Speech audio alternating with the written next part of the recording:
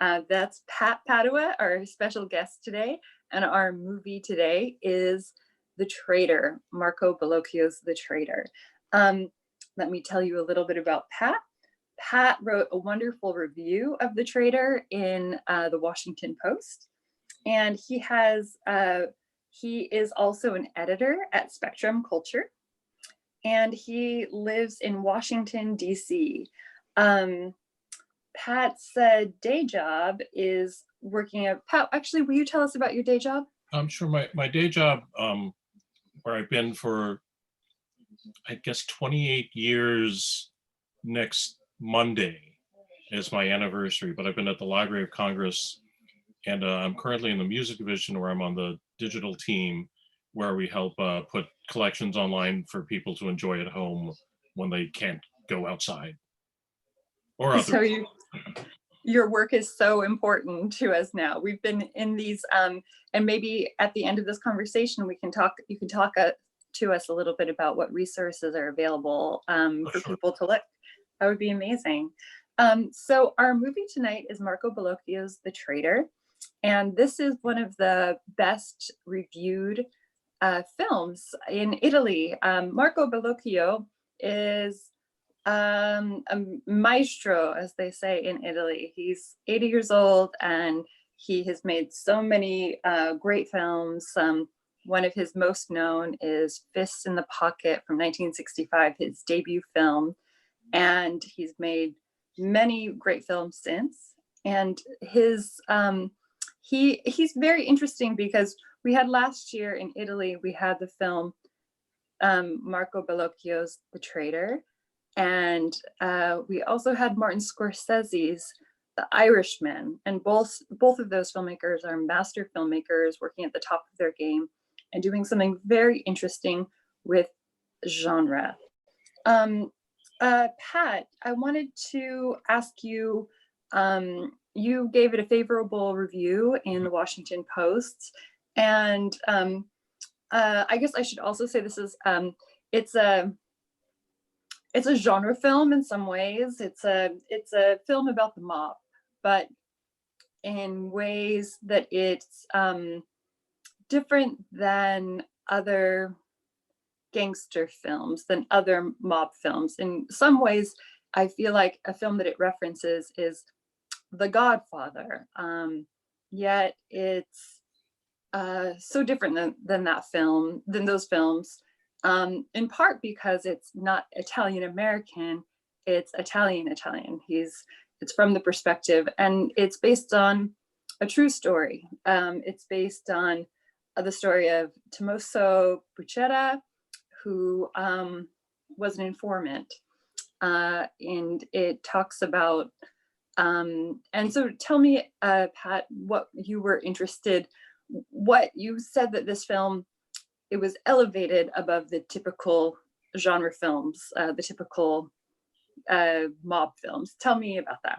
It is, I mean, I'm glad you brought up The Irishman. I mean, it's hard not to talk about it without talking about The Irishman, because you have two veterans near the ends of their career, and with The Irishman, it's clearly an examination of mortality and looking back and taking account for the De Niro character's sins. But for the Traitor doesn't exactly do that. It seems more of alive in a way. I mean, by the end, the Bucetta character is looking back on his life, but for most of the film, you're really right in the middle of his mindset. He's not thinking about nostalgia, and to some degree. I mean, I confessed to you offline that the only other Bellocchio I'd seen before watching The Traitor was Fists in the Pocket, his very first film, and what I appreciated the connection between these two. That lead character in Fists in the Pocket is so unpredictable. He's feral to me, and the movie Fists in the Pocket is also unpredictable, and that's something I see Bellocchio continuing in The Traitor. even though I haven't seen most of his other films, I watched The Wedding Director today, which was another interesting comparison. Another movie that doesn't go where you expect a wedding movie to go, and as a mob movie, The Traitor follows a path in a way. In some sense, it's a some elements it's a police procedural, and others it's a courtroom drama. But particularly, what impressed me was those courtroom scenes, because usually I find that courtroom dramas, the courtroom scene more often than not seems not very cinematic. You have somebody sitting in the stand here, very static camera. But Bellocchio sets up, and I imagine that it was accurate to how the proceedings actually happened. It's a circus, and these aren't practiced testimonials. These are people who burst out in the middle of a courtroom. They're ready to shout down each other, and most of the defendants, most of the people on trial, are in cages surrounding the courtroom, and that leads to my favorite part midway through the movie, where Bucetta, he's about to face Pipo Callo, uh, who had his sons killed, and as he's looking at Pipo Callo's cell, he remembers going to the zoo some 20 years ago with Pipo Callo and his family, and seeing this white tiger just prowling around the cage. And I just loved that in the middle of this very typically uncinematic type of scene, you see you see the character's mind and Bellocchio's mind just go with the big animal. Absolutely. That courtroom scene, I think from everything I've read, is based entirely, Bellocchio will say that it's completely real, that it's not that he made it into a comedy, but that it already was a comedy, with just chaos and, like you said, a circus, and but also opera, but in a sort of lowbrow kind of version of the popular popular culture, of the of and it's just complete chaos, but it's really a movie of people talking in different ways. I think there's those courtroom scenes, and of course there's the party scenes and the sort of way people relate, the home life scenes, which are quite intimate and nice. But I'm also very moved by the scenes between the two main characters, Falcone and Bruschetta, which are just scenes of two people in a room talking, and yet they're the heart of the film, and they're almost just so stripped down and so interesting, especially compared to these courtroom scenes, which are a bounty. You see in his films, to the way he films, this will sound very basic, but it's the essence too of his filmmaking, is just bodies in space, the way he will shoot them from interesting corners and angles to be able to capture the importance of the way the bodies are relating. You see that in his older films. Let's talk a little bit about his debut film, which was people have said is one of the greatest debuts in cinema history. It came out in 1965, and it's interesting, I think, the way you mentioned that, and he plays with genre and expectations and then changes them, because that film is made at a time when Fellini is making films, Antonioni, and there's themes of first of all, it's a shocking film. You're right, the main character is so feral, but it's so dark, and it's absolutely so dark, and it was made, but it's also in line with some of the themes of the time and the style, and yet does something else entirely. the theme, sort of bourgeois boredom, and that sort of mid-century malaise and this sort of thing. But it does it to this level of just this cutting, kind of just almost nihilistic look at these people. I think what you see in that film and what you see in this film, what is most remarkable is such a skill with the camera, such a skill with dynamic relationships with the camera and with scene cutting, with editing, yet complete lack of romanticism. I decided to rewatch The Godfather in preparation for this, because to me, I think that that's a film that they're playing against. And I think that was what stood out for me in that film, was the romanticism. Yeah, absolutely. And I think that that's like, and I think if you look at The Godfather, they're obviously good guys, bad guys, but they're kind of heroes. And in this film, I'm not sure that anyone is a hero except for maybe Falcone. What do you think? I think that's true too. I was starting to think that they're not heroes. They're not people you want to hang out with, but they're fascinating. They're colorful. I mean, one thing I was thinking of was an act of killing. Just that these are horrible, evil people who were nevertheless charismatic in a way that the people of Goodfellas or the Godfather saga, I mean, an act of killing was sort of playing against that. That how can we look at these mass murderers as cool people?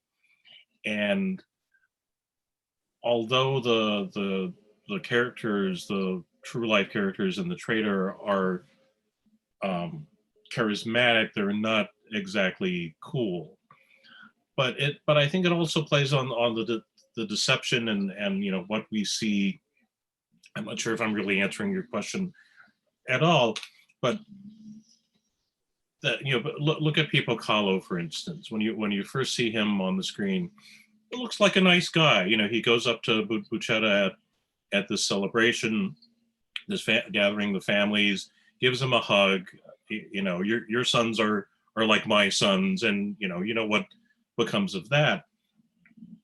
So, and right after, I just rewatched a bit of The Traitor, and right after that little speech where people, I forget the actor's name, Fabricio.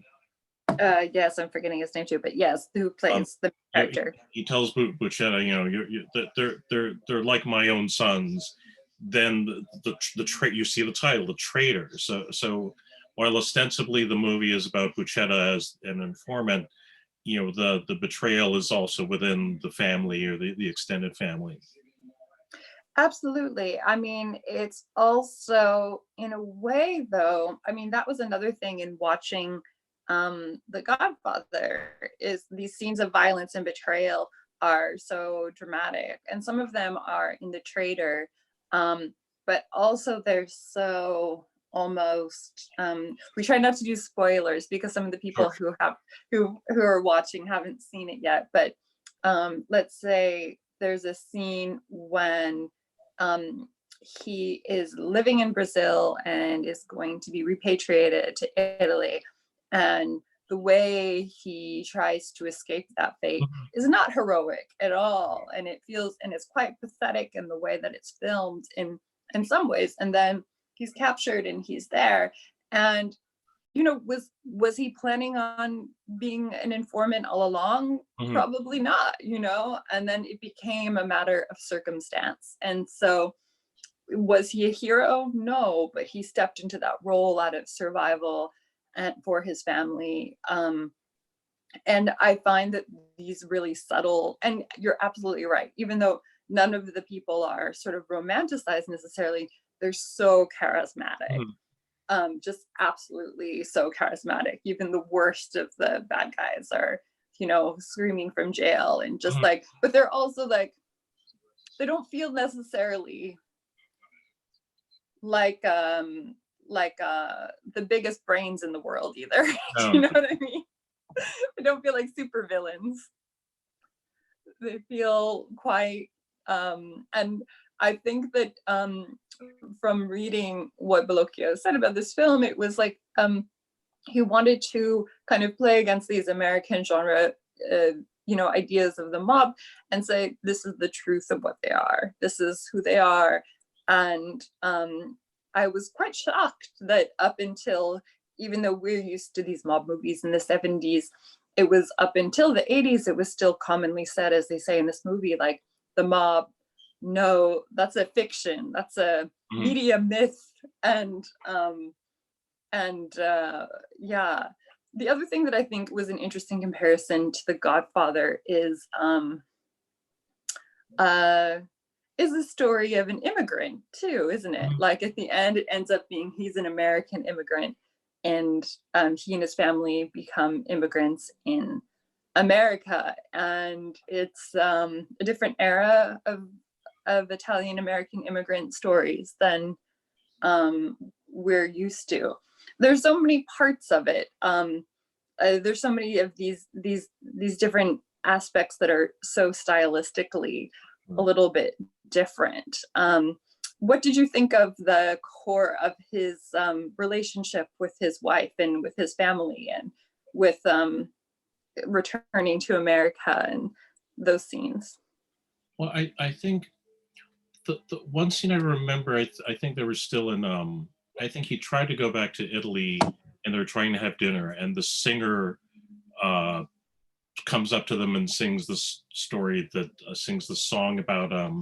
You know, I forget the details, but it was clearly it made him really uncomfortable. It was kind of, you know, again, it's been a few months since I've seen it, but my recollection is that it was almost accusatory, and that for Bucetta, he, the what makes his particular immigrant story different is that he's not leaving to make a better living for his family. He's leaving because he's betrayed his country and they don't want him.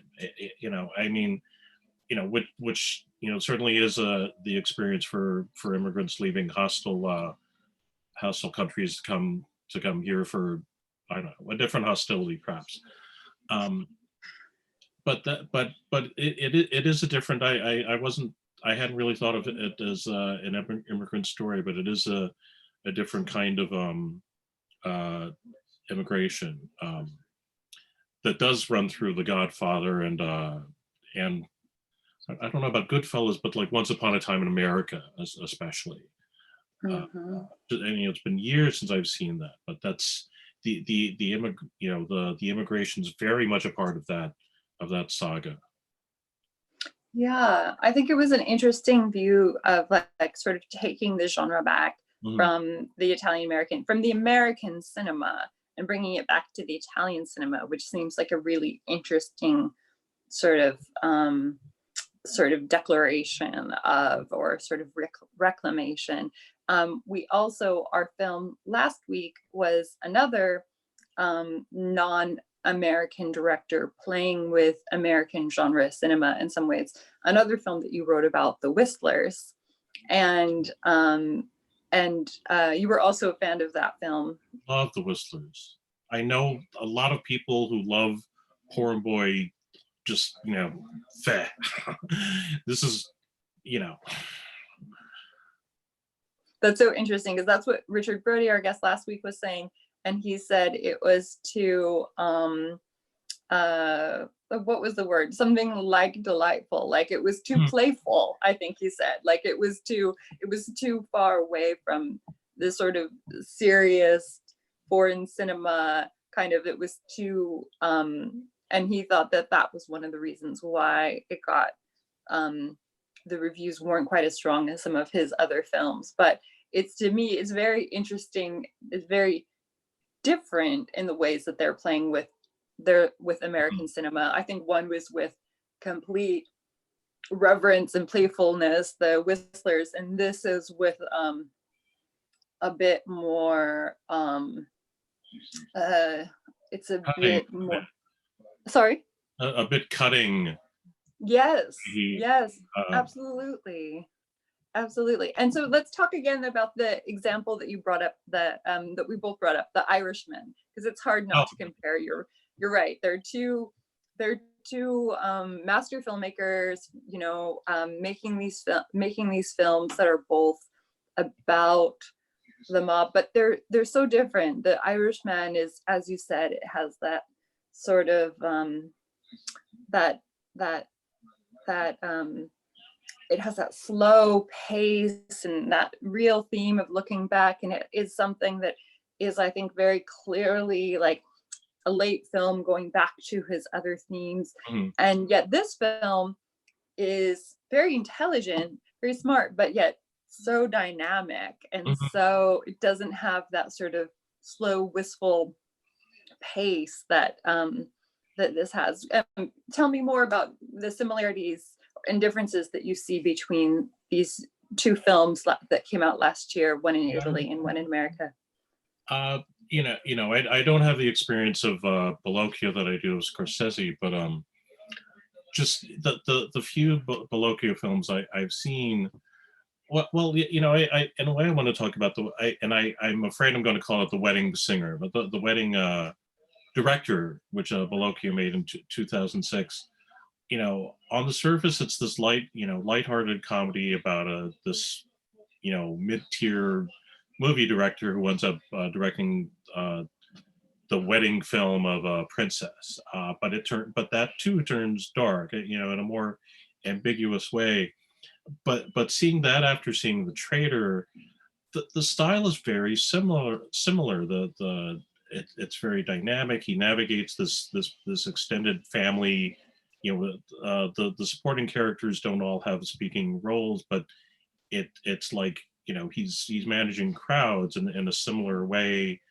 The Traitor begins with a family celebration, and much of the wedding director is the same. And you're talking about his camera angles. I'm not sure if it's the same cinematographer, but I was fascinated in the wedding director that he had switched from these stylized shots to surveillance cameras, as if, I don't know. There's a metaphor in there. I can't really find it, but that fascinated me. And to get back to the Irishman, what was interesting to me about the Irishman, you know, whatchamacallit, The Wolf of Wall Street was a surprisingly dynamic film for so late in his career. I mean that was a surprise, but he dialed down again for the silence, and for the Irishman. I don't know how much of it was budget or just an aesthetic decision. To One thing I loved about the Irishman is early in the film where you see De Niro just pulling out his maps, and they take the time to see him circling the points on the route that he's going to take. That the Irishman is very much about spending time with these characters, but the Traitor covers, covering a similar span of time, isn't interested. It isn't interested in character on that level. These characters are more, he doesn't want to make them cute for us. I don't think maybe People Kahlo looks cute for a minute, but I don't think anybody else in The Traitor really looks cute. Unlike, in The Irishman, oh, well, poor, uh, I'm kind of rambling, but No, I hear uh, you. but I, but that's part of what makes The Traitor more dynamic and um, less of a nostalgia trip. I don't want to dismiss The Irishman as your nostalgia trip, but it's obviously about the director looking back and assessing his life, but you don't really get that out of The Traitor. He's you see Bellocchio's style, his unpredictability, but maybe if I'd seen more of his films, I'd see what he's saying about himself at this late stage in his career. But it seems to be, he just keeps on going, showing you, this was this horrible time in our nation's history, in Italy's history, and I'm not going to make it about me. I'm going to make it about uh, this family and their betrayal of the nation and of each other. I hear you. I hear that. I think that, yeah, it's true. I mean, I think The Irishman is a strange film, a masterpiece in its own way. I mean, it's definitely, but it's that it's a definite old man movie, Mhm. and it's so much about an old man looking back on his life. And to me, it's also so much a movie about um uh yeah, it's a director and his actors, and Mhm. they're sort of looking back at the collaboration, and Exactly. these Exactly. but you're absolutely right, this is a film that's more less inward Mhm. facing and more looking at the world, and in this sort of wise, something we haven't talked about is like, I mean, okay, you mentioned the sign, the title, the Traitor, and when it comes up, and we've talked a little bit um about Bouchet's, how he makes the choices he makes. But then I know it's been a while since you've seen it, but and we don't want to give too much away, but yes, it's less from a one person's point of view, as we see that the Irishman is basically from the point of view of, um, I mean, it's funny because it's a sort of inward kind of reflective film about an unreflective person. Mhm. So that's why it takes a while to get there. But while the Traitor is less from his own point of view and looking at him and looking with that same sort of cutting vision of, is he an honorable man? He is. He takes honorable actions, but it's looking back at, there's that, let's not give it away, but there's that long sort of scene that we come back to of his life in the mob before he steps away from it. And and the film ends, it towards the end, we see things that kind of undermine what we've seen from his point of view Sure. before that, without giving too much away. And I found that that sort of worldview of this film is very fascinating. I mean, it's interesting too when you think about, I haven't seen The Wedding Director, Mhm. but another thing about Fists in the Pocket is that, I don't know if you ever feel totally that the main, it also feels like another like worldview, omniscient view. I don't feel like the main character, who you said is so unpredictable, I don't feel like we as the viewers are ever inside his head. I don't feel like we're, no, he's not the POV. And what about with The Wedding Director? Is it also a film that I haven't seen? It's on YouTube.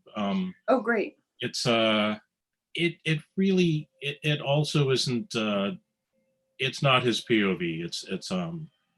It's not, you don't get inside his head. I mean, it circles him, but it's not really so internal. It's not nearly as internal as Fists in the Pocket, or even the uh the Traitor. It's it's, for the most part it's comedy, and for the most part it keeps the characters at a comic distance. But even with that, there's this there's this tension that emerges, that I see, in the three of his films I've seen. There's this similar tension that unfolds in different ways, but um, I just like watching him take things in a different direction than you expect. Yeah, I mean the way he builds tension, he's someone who I need to discover his whole filmography because I uh I I know people that consider him the greatest filmmaker, Mm. the greatest living filmmaker certainly, and in Italy. And he's an absolute maestro, and his skill with tension is is yeah, it's magnificent. It's interesting though, if we look at how does it become, he's 80, how is it a late film? Mhm. I think that one thing that I see similar in his work as in, for instance, like David Cronenberg, is in their later films, what Cronenberg had said, what he's become interested in, and you can see it in like A Dangerous Method, is like, and also A History of Violence, is that the essence of cinema is like two characters talking. And here we can see the scenes with like Falcone, where he's like face to face with another person. And then there are the scenes where he's having a conversation and um, they're, they're parallel. They're both facing the front, not facing each other. And Mhm. it's such a powerful, don't you think that the Mhm. blocking is so Oh, powerful in those scenes? Yeah, I think that it's really interesting. I think we're gonna open it up to some questions. So if you have a question, go ahead and type it in the Q&A box. We're also, okay, we have a question from YouTube. Oh, it's another question about something we touched on, about someone said that they also were, what struck me was that his story became an immigrant story in coming to America. Another thing that we touched on. And the question is, what other films show the latter 20th century immigrant? I think he's speaking specifically, I mean, and this is true, how many films, so they're asking for other films that show immigration in, like, instead of like, turn of the century coming to the Statue of Liberty, 1980s immigration, sure. which is a real, and a complete vibrant time for immigration in America, and having to deal with, like, specifically here with the Italian American, the shift of you know of of what Italians were, Mhm. sort of like the stereotypes of Italians in America. So I'm trying to think of any. Can you think of other films that are about immigrants in the 1980s? Oh no, for some reason the only thing that comes to mind is Green Card, but I know there must be other It was ones that part of with Gerard. What? does Crazy, I'm not a big fan of it, but does Crazy Rich Asians, does part of that time span, uh, at least in the later 20th century, maybe not as far back as the 80s? No, you're right. Like, I think that's about in the 90s, and you're right, but it doesn't really touch on it. And that's, I No, mean, it no. does touch on it, but it doesn't really There, focus. but it's, yeah. You're right. Like, um she comes to London, and then comes back. And you're right. It's something like it could have been touched on a little bit more. I mean, I guess another film is the Farewell, touches Mhm. on that in coming back. But both of those films are not necessarily, well, they're also films that take place in the homeland and deal with, immigration and coming back, which is this does. But I'm trying to think of other ones. I can't think of any other ones specifically about Italian American immigrants in the 80s and 90s. Can't think of Yeah, let me see. Are there other question. questions? Sorry? I was just saying that was a good question. I It wish I had an is. answer. We'll follow it up. We'll if we think of more, or if our viewers think of more, feel free to tweet us at us, and let us know. Um, let's see, as we're waiting for more questions, Pat, I'd love to ask you about, so you are putting music up. So what sites now, that we're all at home, what are some resources from the Library of Congress that we might not know about of music and films and art that One are available to us. uh, one of the things I've worked on and off for I don't know, probably at least 10, 15 years now is putting parts of the Federal Theater Project collection up.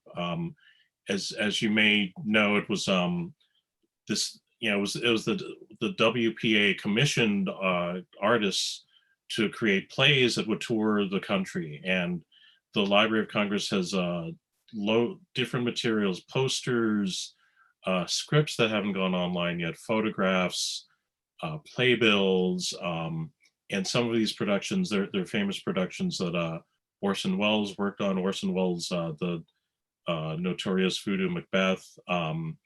There were circus productions that Burt Lancaster was involved in. And so you've got all these elements of work made for the country, which belongs to America. And we've got some fantastic examples of artwork for posters. And on loc.gov, if you just look up Federal Theater Project, you'll find loads and loads of material. Huge. Some of these posters were like banners that were like 2 or 3 feet high by 6 feet wide, and they were scanned to that scale. So you've got humongous files of this gorgeous artwork that you could spend. Hopefully, you could spend the whole quarantine just going through this one collection. But that's just part of what's online. That there are also webcasts of concerts that are held. There's the public programs are of course on hold right now, but there's concert programs at the Library of Congress all the time, not just classical music, but jazz. And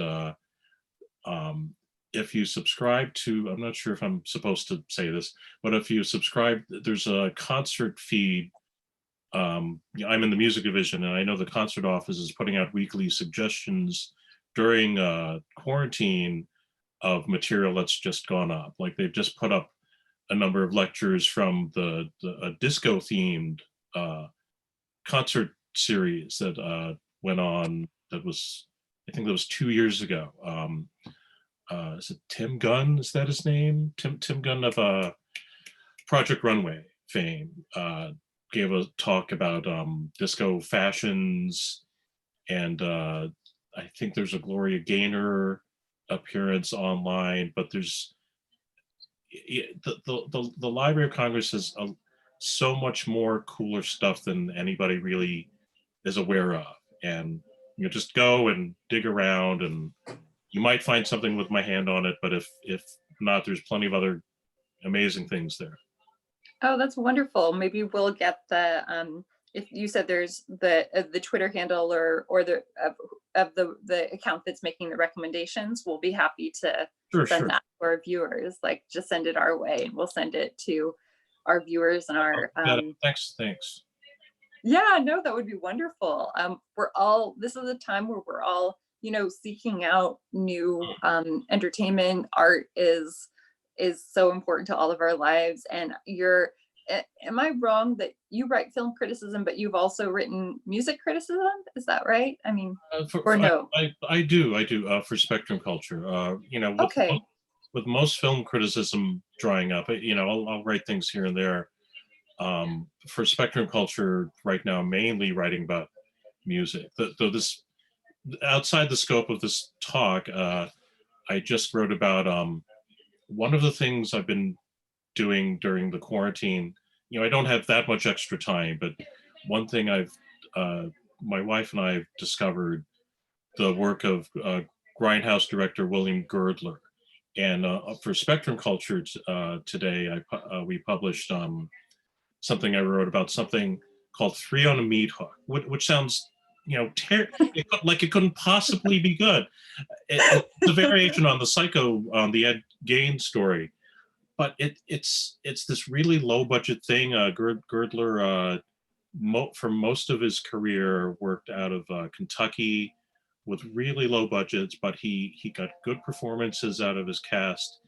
And Three on a Meat Hook is actually this the strangely personal, poignant story, which happens to be, about a mass murderer. But if you can stomach that kind of thing, I strongly recommend it. It sounds great and was definitely not on my radar. What about so you're actively seeking out new things. Where are you, what are your viewing and listening habits been? Have you been listening to old standbys? Have you been preferring music over film, or just, absolutely having time to seek out new things? Film wise, it's great to have the Criterion Channel and have them bring back, expanding their Columbia Noir. I think my wife and my mother-in-law are watching some of that in the next room. We've been watching a lot of Columbo episodes. Um, they're very It's comforting. You know who done it, and you've got this like stable, reliable, but modest character solving problems, and that's very comforting right now. Uh, and Absolutely. uh, There's Yeah, how about absolutely. you? Peter Falk. Oh, sorry. I was just gonna say, yeah, that just like there's nothing comforting than Peter Falk saying just one Mhm. more thing, just Yeah, one more. yeah. And absolutely, I turned to uh, after Trump's election, I turned to Agatha Christie novels, rereading ones I hadn't since I was a kid. But you're absolutely right. The problem solving Mhm. and the structure and the reliability that there'll be that the problem will be solved. Mhm. Wow, really nice fantasy right now. Yeah. And what else? And what about music? What have you been listening to? But music, a lot of what I've been, or a lot of my telework duties have made it hard for me to listen to music. But once I got something that I can kind of tune out while I'm doing, I recently revisited Stop Making Sense, which I hadn't seen. I saw it like 3 times in the theater when it came out, and I hadn't seen it in forever. And I remembered almost all of the gestures, and so I've been listening to a lot of Talking Heads lately. It's a very different time now. But Talking Heads has been comforting to me, and I remember, I was a kid when they made their first appearance on Saturday Night Live, and at the time I remember, people don't realize it now, but in 1978, whenever that was, Byrne was really weird. The hiccuping vocals, it was so strange, and now it's just really normal. It's just kind of fascinating to see popular taste change. Well, that was 40 years ago, but it's also kind of encouraging in a way to see that something that was so strange at the time is now, I don't want to say ordinary, but accepted. And maybe there's hope. Maybe there's some hope in that. Oh, that's actually a blind spot of mine. I've never seen Stop Oh, Making Sense, and I need to. So, is it great? I mean, I know it's Jonathan Demme, right? yes, Or yeah. yeah, yeah, and Byrne is I think from everything I've heard, like genuinely, like still a real true eccentric in the world. Oh, yeah, yeah. Yeah, I'd love to see that. I'd love to see that. I know the music fairly well, but Mhm. I'd love to see the film. That's a great recommendation too. Well, I'm gonna give the last call for questions, but I think we have a shy group. Are there any more questions? Last call for questions. Well, if you feel free to email us at info@indiememphis.com, or to tweet at us, especially if you think of any other uh, immigrant stories from the 80s and 90s, especially Italian American. That's a great question. And this was, and you have 2 more days to watch The Traitor on our site. We have it up for 2 more days. On Friday, we'll have new films. And thank you so much, Pat. It was really nice to Oh, meet you this way, and it thanks was so really much nice. for having me, Miriam. Great to meet you. Yeah, thanks so much again for your time, and we'll let people know more about the resources on the Library of Congress Sure, site, I'll and send you a email, a link. that sounds great, and we'll let you all see it. Okay, thanks again. Good night. Good night. Goodbye, everyone. We'll be back here next Tuesday. Bye, Pat. Bye, Bye, everyone. Miriam. Thanks, Bridget. Bye. Thanks, Pat.